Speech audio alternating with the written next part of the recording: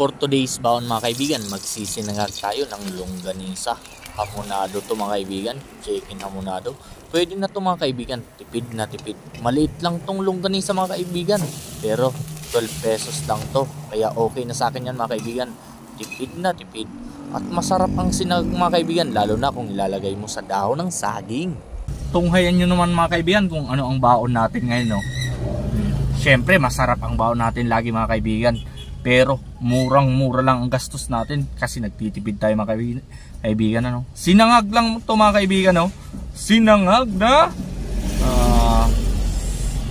longganisa flavor, ano?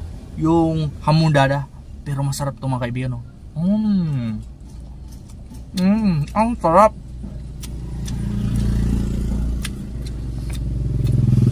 Nagbe-blend yung amoy ng ano, daon ng saging saka yung inasal aroma. Kasi tingnan nyo, medyo tutong na yung longganisa. Masarap. Yung longganisa natin mga kaibigan, chicken hamonada ito. Hamonado ba o chicken hamonada? Basta, yan na yung. Kasi nung araw namin mga kaibigan, nung 90s, mga batang 90s, ang mga longganisa, dalawang klase lang. Yung kulay puti, tapos yung pula. Ngayon mga kaibigan, mayroong skinless, hamonada, kung ano-ano pa. Double itong mga kaibigan. 12 pesos lang ang bili ko dito mga kaibigan, no? 12 pesos, prinito ko, nalagay yung kanin, malasa to the max. Tapos nilagyan kong 3 butil na bawang, solve na. Ang bango, amoy na amoy ng bawang mga kaibigan, amoy bawang to the max. Ang bango. Matakot sa atin yung mga ano nito, aswang.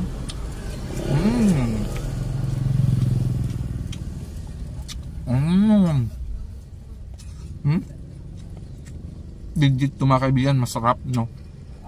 Tipid pa.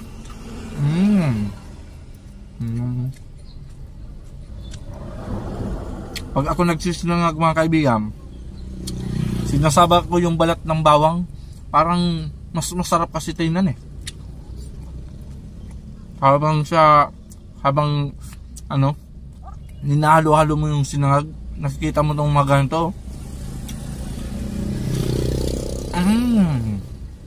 Sarap.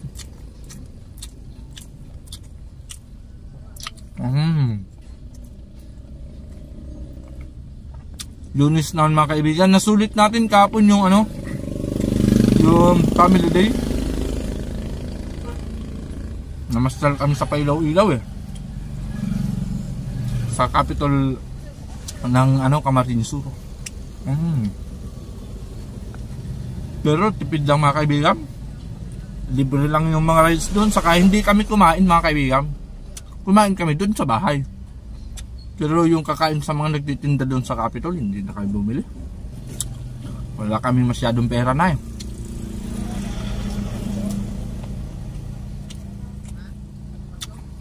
Matagal-tagal pa naman ang sahod mga kaibigan. Mukhang Biyernes pa yan.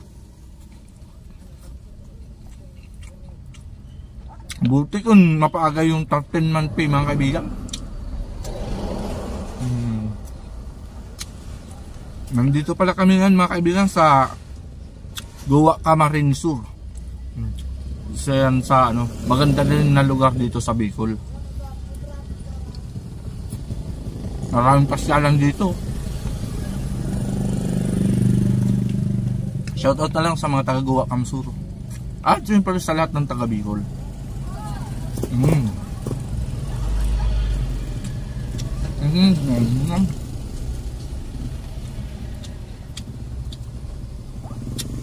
$12 mo ulam na, nakatipid ka na, solve ka pa.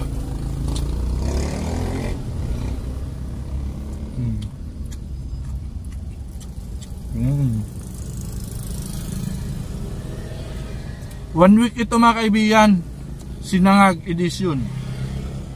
Kaya marami tong sinangag mga kaibigan, iba't ibang klaseng sinangag. Abangan nyo lang sa mga susunod pa nating video.